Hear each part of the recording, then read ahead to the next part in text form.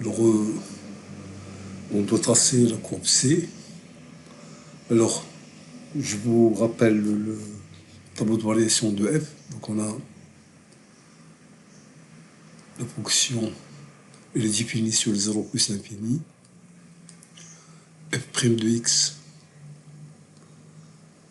Alors, le nombre d'élévés à droite en 0, c'est 0. Elle est positive. F de x est croissante. L'image de 0, c'est 1. Quand x tend vers plus l'infini, ça tend vers 1 plus pi sur 2. Donc, dans la construction, je dois faire figurer la demi-tangente à droite en 0. L'image de 0, c'est 1. Donc, j'ai une demi-tangente horizontale. D'accord? J'ai, quand x tend vers plus l'infini, f de x tend vers 1 plus pi sur 2. Donc, j'ai ici une asymptote horizontale.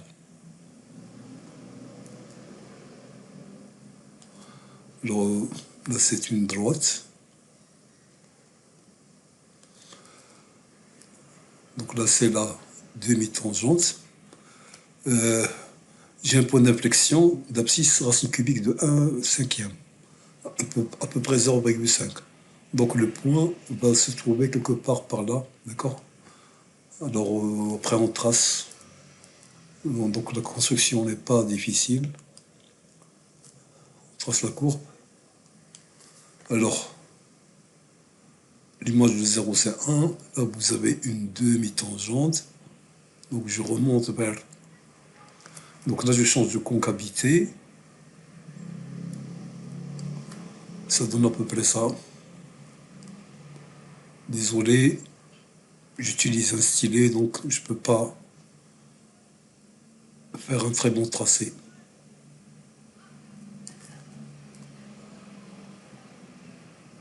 Voilà. Là, on change de concavité. C'est à peu près ça.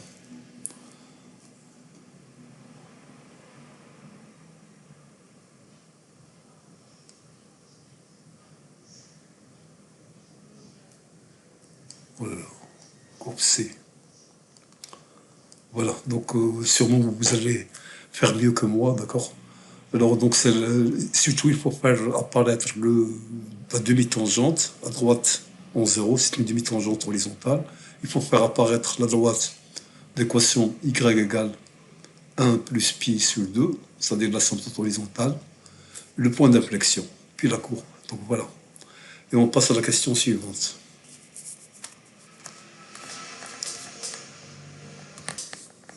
Question 4a. Montrons que f a de une fonction réciproque f-1 définie sur un intervalle j que l'on donnera. D'accord. Alors là, c'est pas difficile. Donc on sait que f est continue strictement croissante sur l'intervalle 0 plus l'infini. F est continue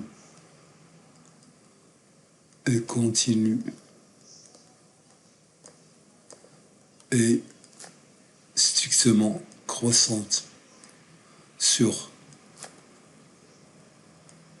0 plus l'infini. Donc f,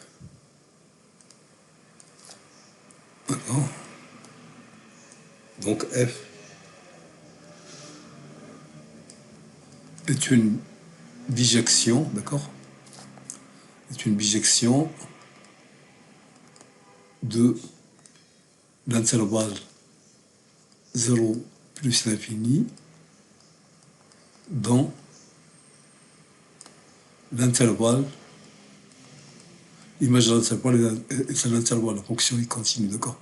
Dans l'intervalle j qui est égal à f de 0 plus l'infini. Et vous avez le tableau de variation de f, donc vous avez f de 0 et limite quand x tend vers plus l'infini de f de x. F de 0 c'est 1. La limite quand x tend vers plus l'infini de f de x c'est 1 plus pi sur 2. D'accord? Donc f est une bijection de 0 plus l'infini dans l'intervalle j qui est égal à 1 plus pi sur 2. d'où f admet une fonction réciproque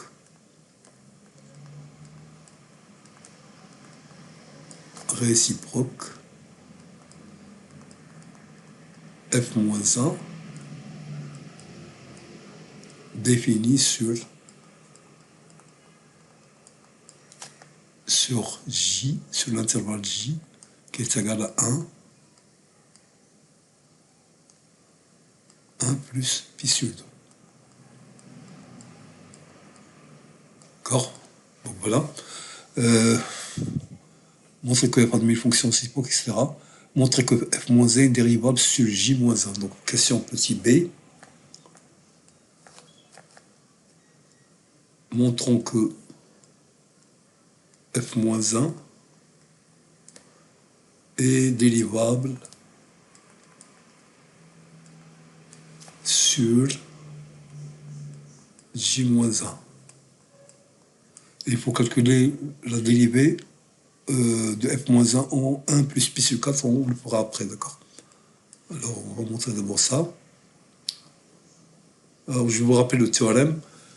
Si f est une fonction monotone, strictement monotone et continue sur un intervalle i, alors ça, et si f est dérivable sur i, et sa dérivée f' ne s'annule pas sur i, alors sa fonction réciproque f-1 est dérivable sur f de i. Donc on va appliquer ça. La fonction f,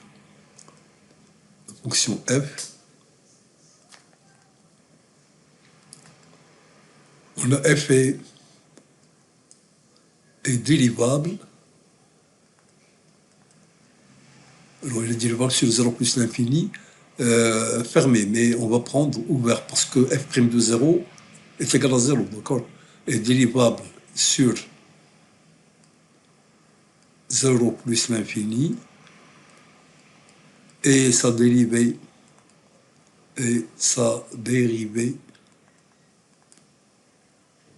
f' ne s'annule pas sur l'intervalle ouvert 0 plus l'infini. D'accord? Pourquoi? Parce qu'on a f' de x est égal à 3 racine de x sur 2 fois 1 plus x cube. D'accord? Et lorsque x est dans l'intervalle ouvert 0 plus l'infini, tout ça est strictement supérieur à 0. Donc elle ne s'annule jamais. D'accord? Alors sa dérivée f' ne s'annule pas sur 0 plus l'infini. Donc on en divise tout ça. Donc sa fonction réciproque, donc f-1, est dérivable sur l'image de 0 plus l'infini. D'accord? L'image de 0 plus l'infini, c'est la limite quand x tend vers 0 plus, c'est 1. La limite quand x tend vers plus l'infini, c'est 1 plus pi sur 2. Donc f-1 est dérivable sur cet intervalle. C'est-à-dire, ça c'est j-1. L'intervalle j auquel on a retranché la valeur 1. Donc f-1 est dérivable. Donc on a démontré qu'elle est dérivable sur j-1. Elle est dérivable sur f de 0 plus l'infini qui est égal à ça. Alors, et on a, j'ajoute aussi, et on a, quel que soit x appartenant à j-1, d'accord, la formule de la dérivée de la réciproque f-1' de x, c'est 1 sur f' de f-1 de x. D'accord? Donc là, c'est la formule. Alors, on va l'exploiter pour calculer. Alors, calculons f-1' de 1 plus pi sur 4. 1 plus pi sur 4.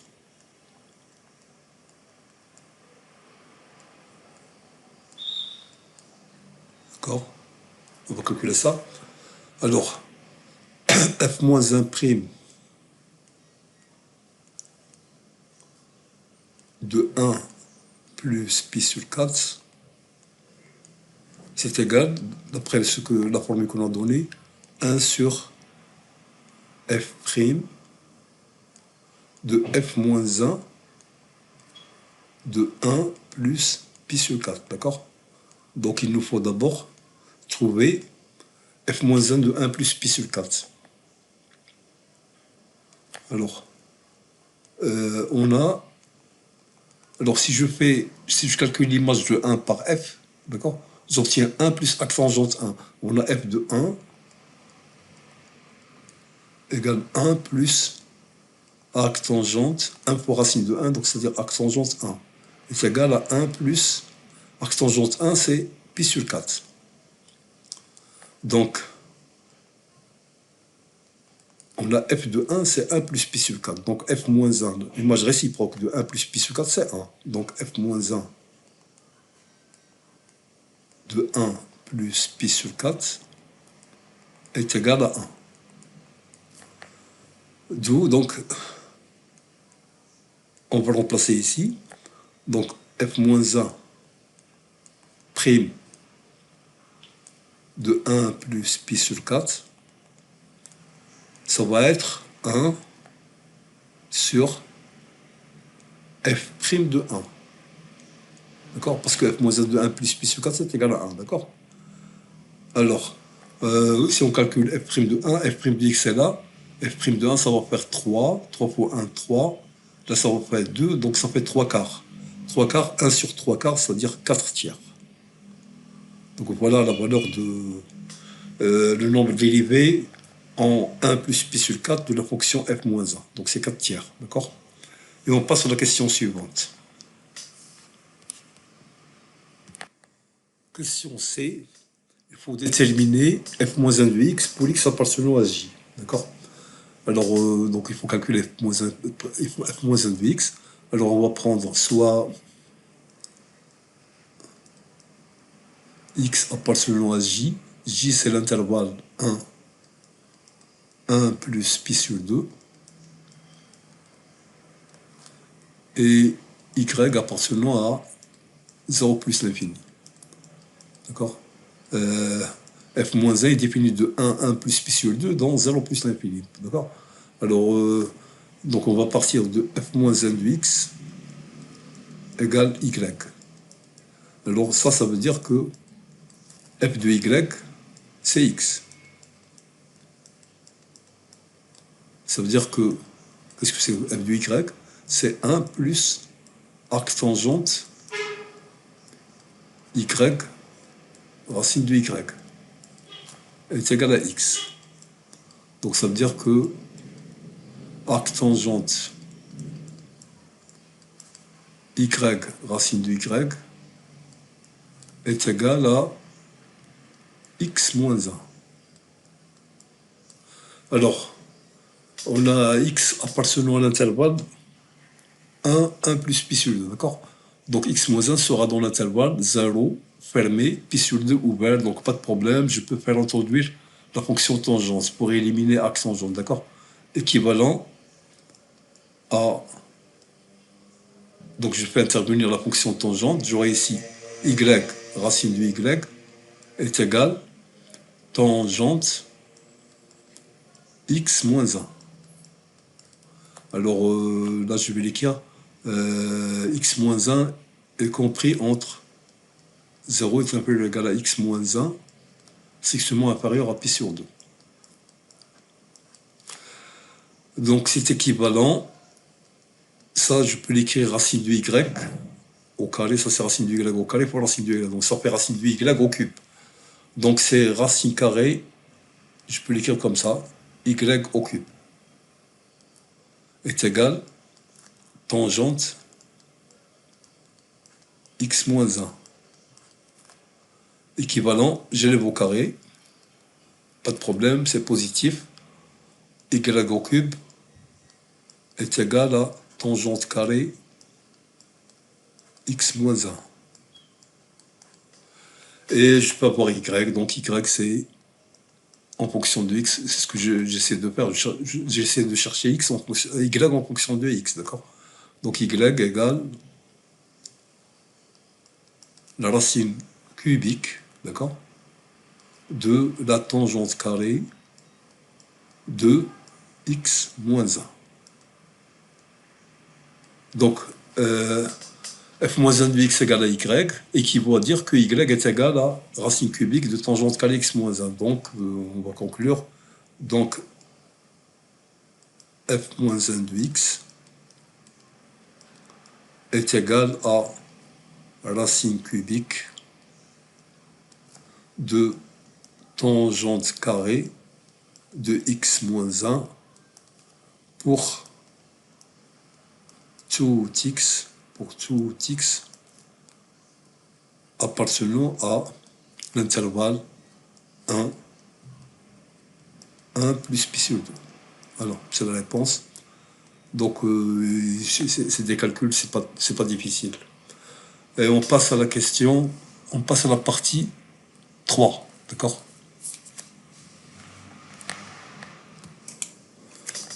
Dans la partie 3, on nous donne une suite, la suite UN, définie par U0 égale à 2, et pour tout n appartenant à n, UN plus 1 égale f de UN. Donc la suite classique, donc pas de problème ici. Et on veut montrer, premièrement, montrons que soit n appartenant à la grande n, UN est toujours complet entre 2 et alpha. D'accord?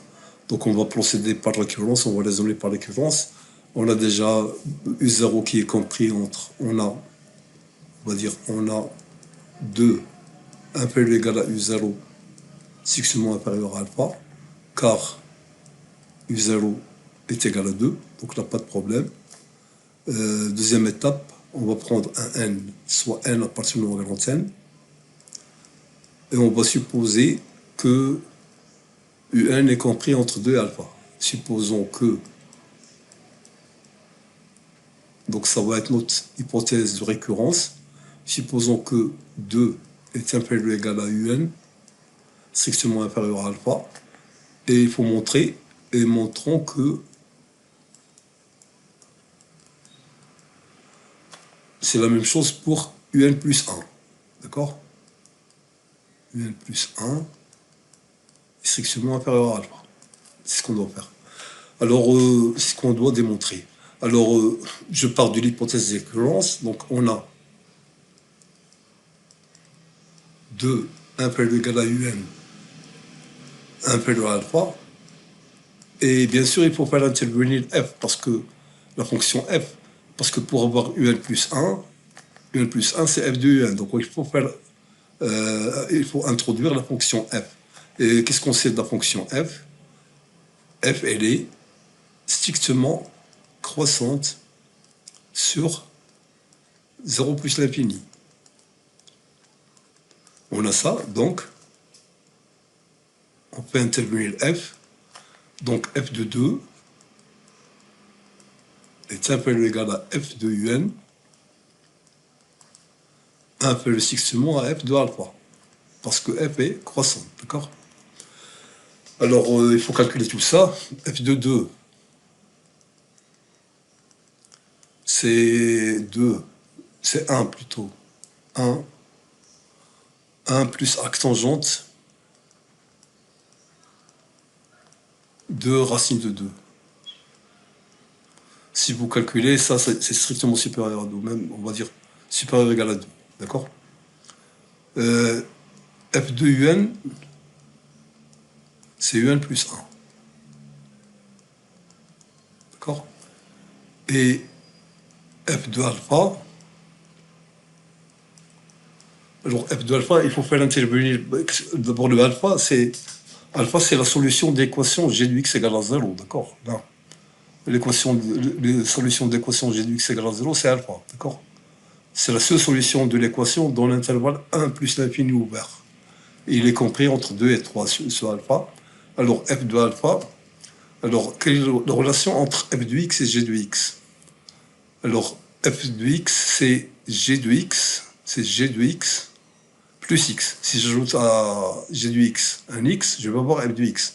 Donc f de alpha, ça va être f de alpha, où est le stylet? F de alpha, c'est g de alpha plus alpha, d'accord?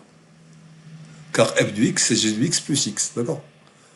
Et, et comme, on va dire, et comme G de alpha est égal à 0, alors,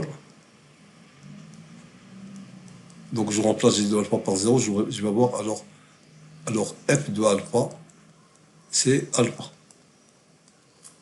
D'où, donc on va remplacer tout ça. Alors, F de 2, il est supérieur ou égal à 2, donc j'ai un 2 ici. F de UN inférieur ou égal à UN plus 1, parce que F de UN c'est UN plus 1. Inférieur ou égal à F de alpha qui est égal à alpha. Donc 2 inférieur ou égal à UN plus 1 inférieur à alpha, ce qu'il fallait démontrer. D'accord? Donc je conclus. D'après l'axiome de récurrence, je peux dire que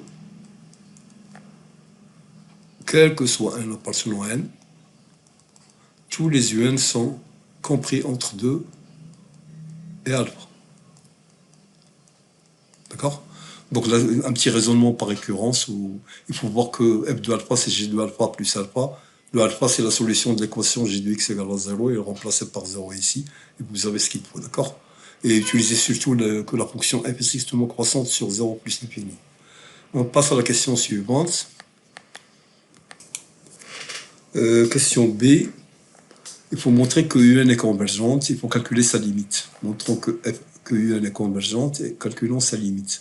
Alors convergente, j'ai déjà UN compris entre 2 et alpha. Alors elle sera convergente si elle est croissante ou décroissante, pas de problème, parce que j'aurai majoré, j'aurai aussi minoré. D'accord? UN est majoré par alpha et minoré par 2. Donc il faut comparer UN plus 1 et UN. Donc on va partir de là. Soit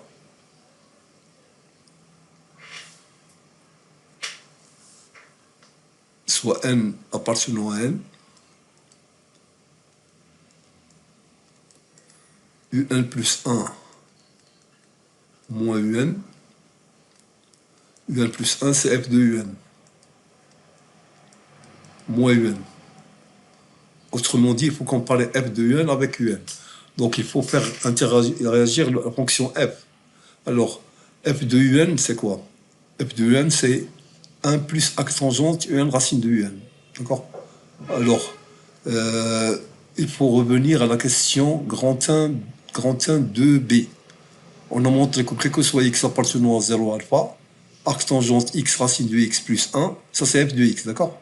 Axe tangente x racine de x plus 1, c'est f de x, est supérieur ou égal à x, pour tout x appartenant à 0 alpha.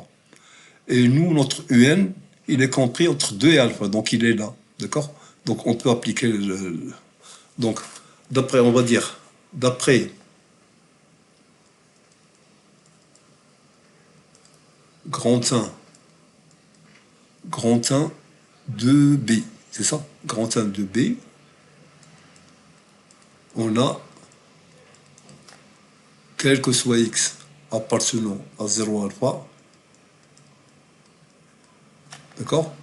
F de x c'est 1 plus axe tangente x racine de x est supérieur ou égal à x, ça on l'a prouvé, d'accord?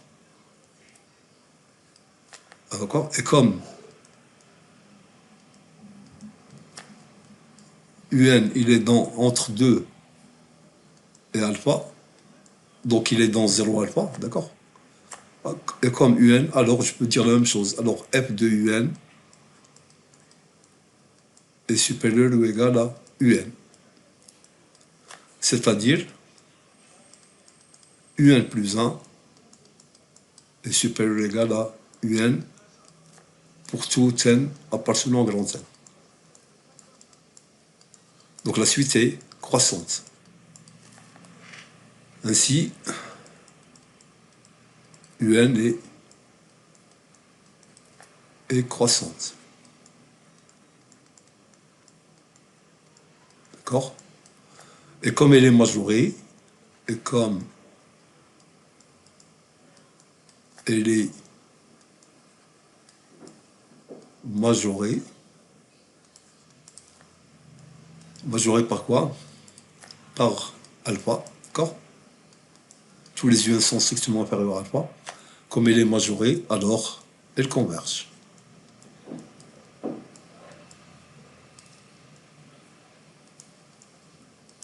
Elle est convergente. D'accord? Donc voilà, la suite est convergente. Il faut calculer sa limite. Donc on passe au calcul de la limite. Alors là, on applique le théorème qui nous permet de calculer la limite. Alors on va considérant l'intervalle, on va travailler dans l'intervalle considérant l'intervalle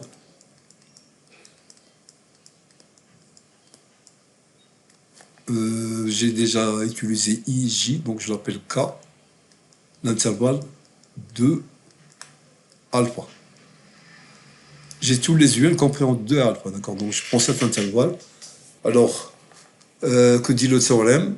Alors on applique les résultats les conditions du théorème sont les suivantes. Alors, F est continu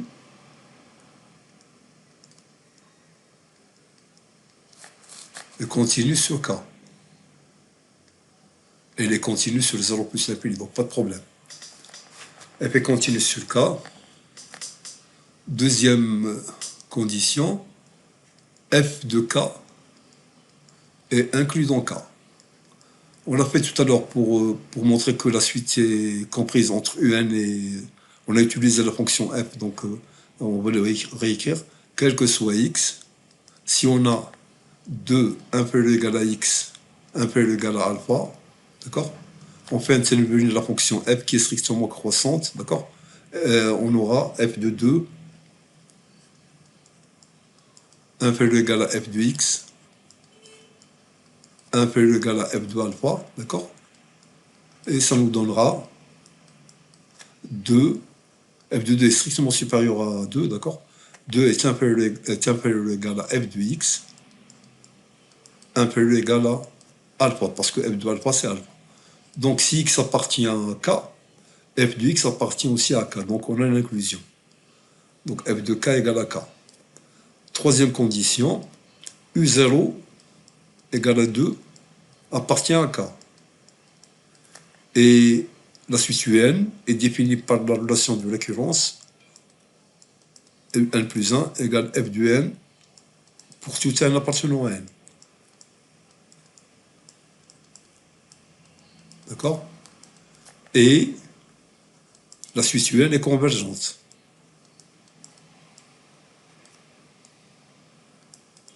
Alors tout ça me permet de dire, donc, la limite de la suite UN est solution de l'équation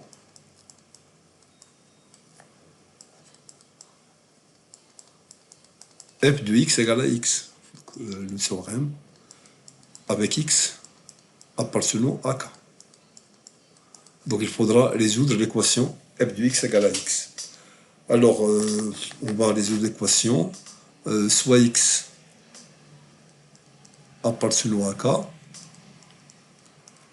Alors, f de x égale à x équivaut à dire, alors f de x, c'est g de x plus x, c'est ça?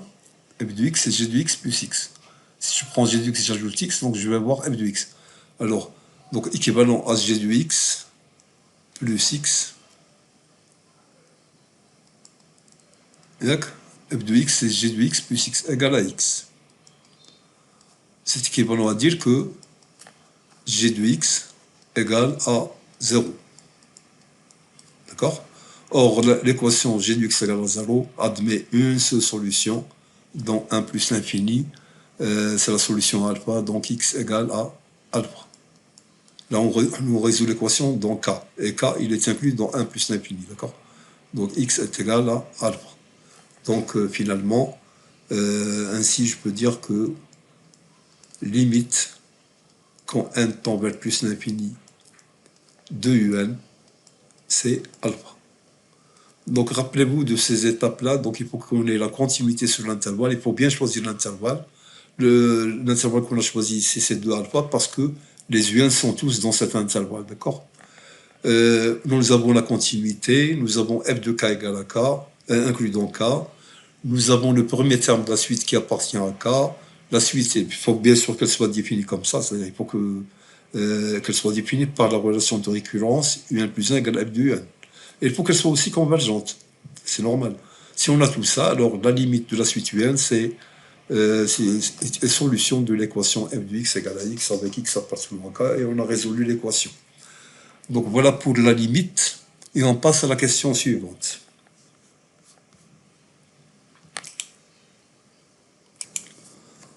Question 2a, il faut montrer que quel que soit n appartenant à grand N, valeur absolue de un plus 1 moins alpha est inférieur ou égal à 3 huitièmes, valeur absolue de un moins alpha. Alors le 3 huitièmes, donc c'est ce qu'on a prouvé avant. F' de x est inférieur ou égal à 3 huitièmes. C'est la question grand 2 de A, d'accord? 2b, grand 2 2b. F' de x est inférieur ou égal à 3 huitièmes. Donc il faudra l'utiliser ici. Alors, on va utiliser l'inégalité des accroissements finis, d'accord? Donc on va l'appliquer à la fonction f sur l'intervalle alpha, un alpha, d'accord? Alors, on va dire soit n appartenant à grand N, d'accord? F est continu sur l'intervalle fermé un alpha, d'accord? Et dérivable sur l'ouvert un alpha.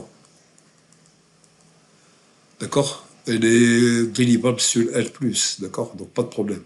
Un est compris entre 2 et alpha, donc un est plus petit que alpha, pas de problème, il est dérivable, il est continu ici, il est dérivable sur l'ouvert, d'accord?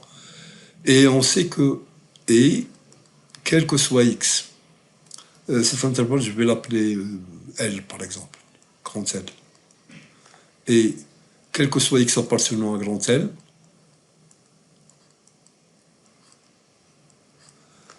on a valeur absolue de f' de x et f' de x, d'accord? Parce que f' de x est positif. On a valeur absolue de f' de x et inférieur ou égal à 3 huitièmes. D'accord? L'inégalité, on l'a pour tout x strictement supérieur à 0. D'accord? Ou plutôt pour x supérieur ou égal à 2. Voilà. Pour tout x supérieur ou égal à 2, on a f' de x est inférieur ou égal à 3 huitièmes. Et là, nous sommes dans l'intervalle un alpha, donc on est supérieur à 2. D'accord? Un est supérieur à 2, pas de problème. D'accord? Donc, ça marche dans cet intervalle, quel que soit x appartenant à grand L, valeur absolue de f' de x est inférieur ou égal à 3 huitièmes. Donc, on a des conditions, on peut appliquer l'inégalité des accroissements finis, f est continu sur le fermé, dérivable sur l'ouvert, quel que soit x appartenant à l'ouvert, nous avons valeur absolue de f' de x inférieur ou égal à 3 huitièmes. Donc, d'après, on va l'écrire, donc d'après l'inégalité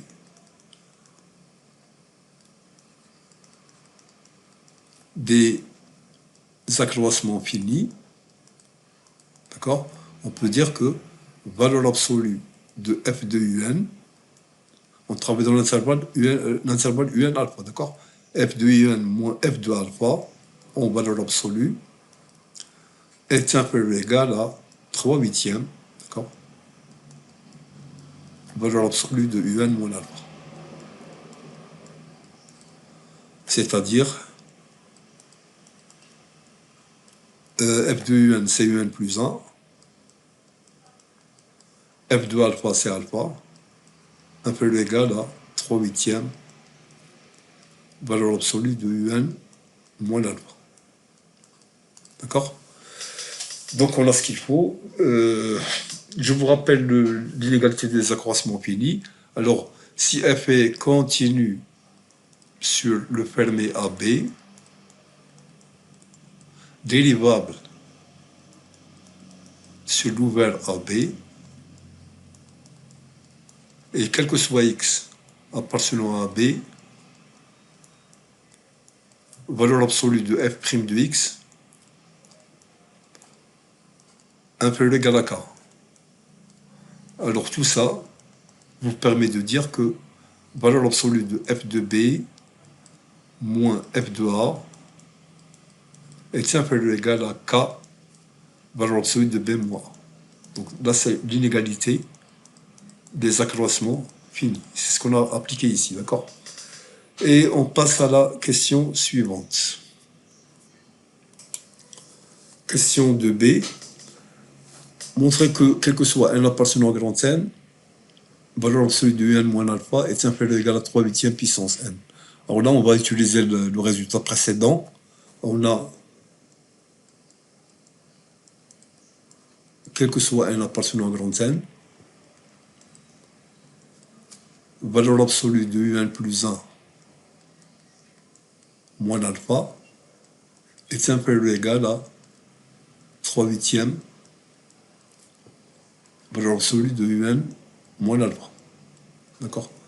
Les UN sont strictement inférieurs à alpha, d'accord? Tous les UN sont strictement inférieurs à alpha, donc je peux ajouter ici, ça c'est strictement supérieur à 0, d'accord? Donc on a ça. Alors, donc on l'applique, donc c'est d'où, on va dire d'où. Donc c'est valable pour U1, donc je vais avoir 0 inférieur à valeur absolue de U1 moins alpha inférieur ou égal à 3 huitièmes valeur absolue de U0 moins alpha. De même, j'aurai 0 inférieur à valeur absolue de U2 moins alpha inférieur ou égal à 3 huitièmes valeur absolue de U1 moins alpha, etc.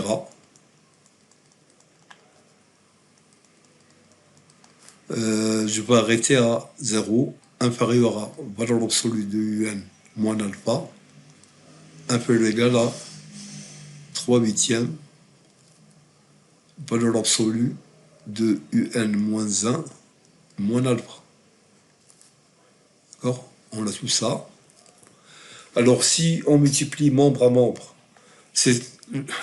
tout est positif, strictement positif, pas de problème. Donc si je multiplie membre à membre, c'est, je commence à 1 jusqu'à n, c'est n inégalités, et je peux simplifier, je pourrais simplifier par U1 moins alpha, avec U1 moins alpha, U2 moins alpha, avec U2 moins alpha qui sera là, UN moins 1 moins alpha, UN moins 1 moins alpha. Alors qu'est-ce qui va me rester?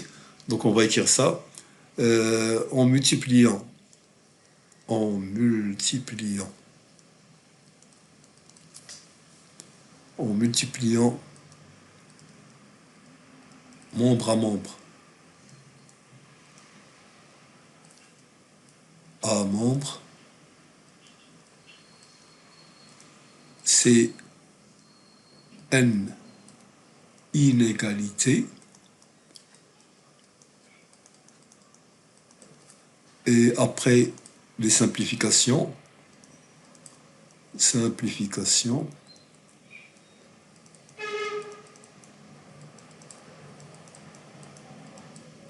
on obtient. Alors qu'est-ce qui va le rester là? On obtient 0 inférieur. Alors U1 moins alpha, U2 moins alpha, ils vont disparaître, il va rester UN moins alpha, la valeur absolue de UN moins alpha. Inférieur ou égal. Alors UN moins 1 va disparaître U1 moins alpha, donc il va rester juste U0 moins alpha, d'accord? Valeur absolue de U0 moins alpha. Et 3 huitièmes fois 3 huitièmes fois 3 huitièmes. Donc, parce que je multiplie membre à membre. Donc j'aurai 3 huitièmes, combien de fois? N fois. Donc il va me rester 3 huitièmes puissance N fois valeur absolue de U0 moins alpha. Donc après les simplifications, j'aurai ça. D'accord? Et comme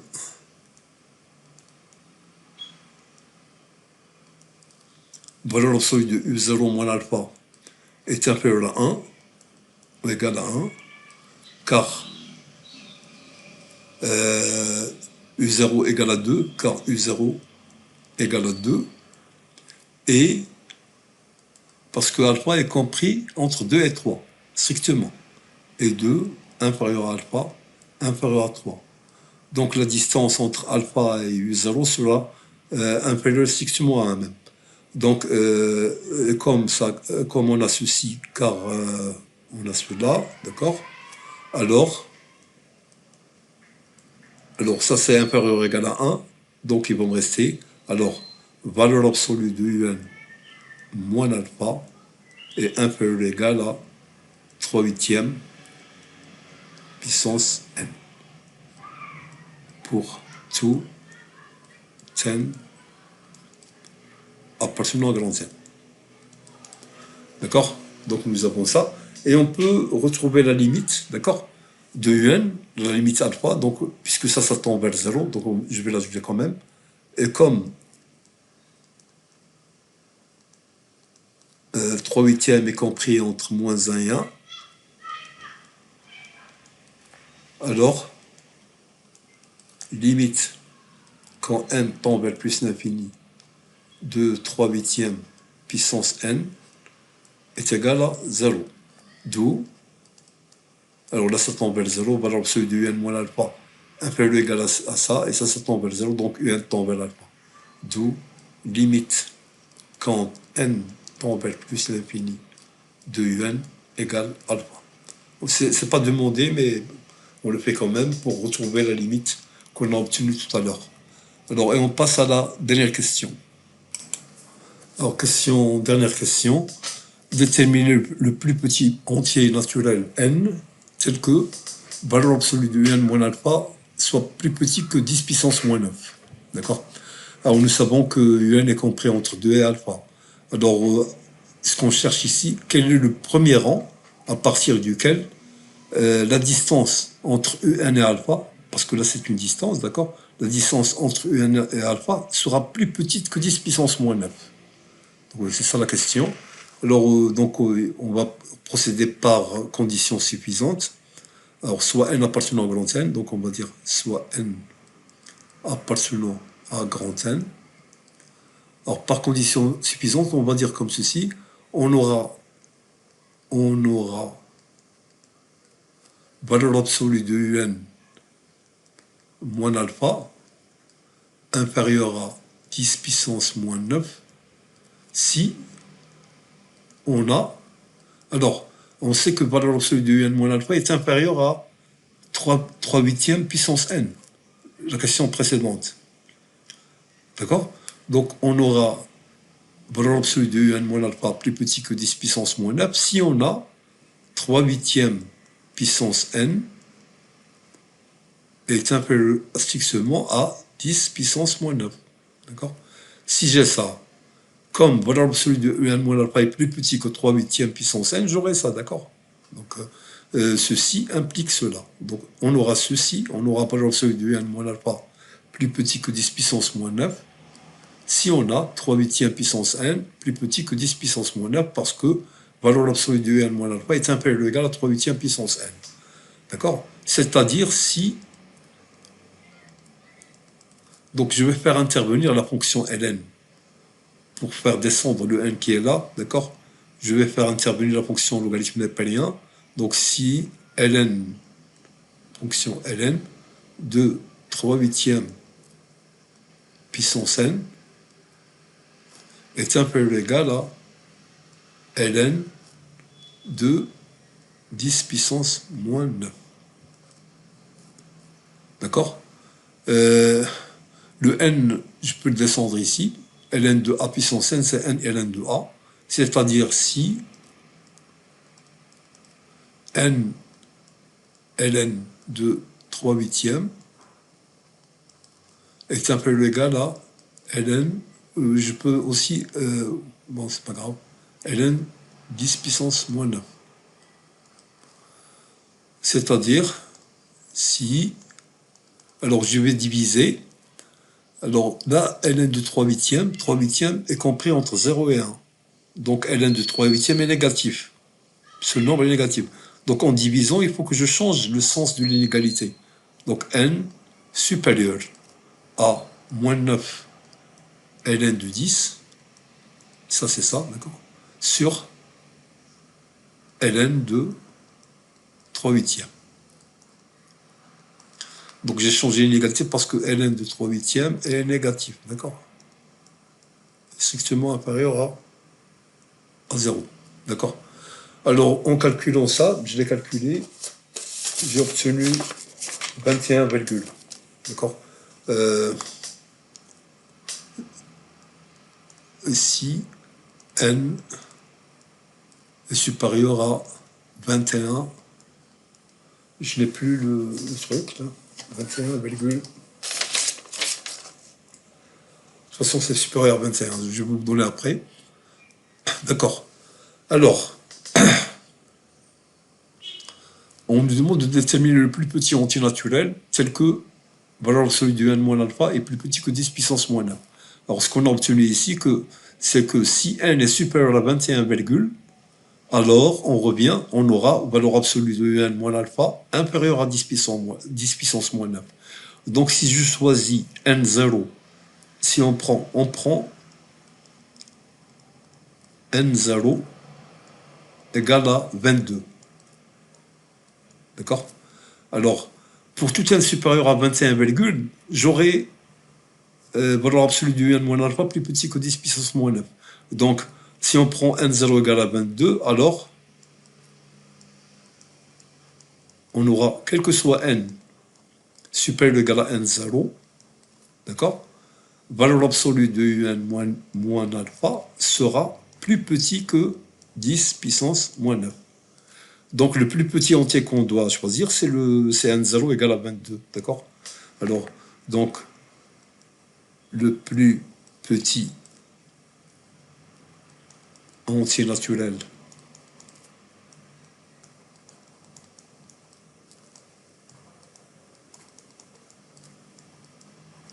qu'on cherche ici, dans la question, est 22. Donc, à partir de 22, c'est-à-dire à partir de U22, U indice 22, c'est-à-dire U22, U23, U24, etc. Vous avez toujours la distance entre ces nombres-là avec alpha sera plus petite que 10 puissance moins 9. Voilà, donc là, il fallait raisonner par conditions suffisantes. On a dit on aura valeur absolue de n moins alpha plus petit que 10 puissance moins 9 si on a 3 huitièmes puissance n plus petit que 10 puissance moins 9. LH, parce que valeur absolue de n moins alpha est plus petit ou égal à 3 huitièmes puissance n. Après, on a fait introduire la fonction ln, et on a obtenu n pour n supérieur strictement à 21, alors le nombre c'est combien, non, n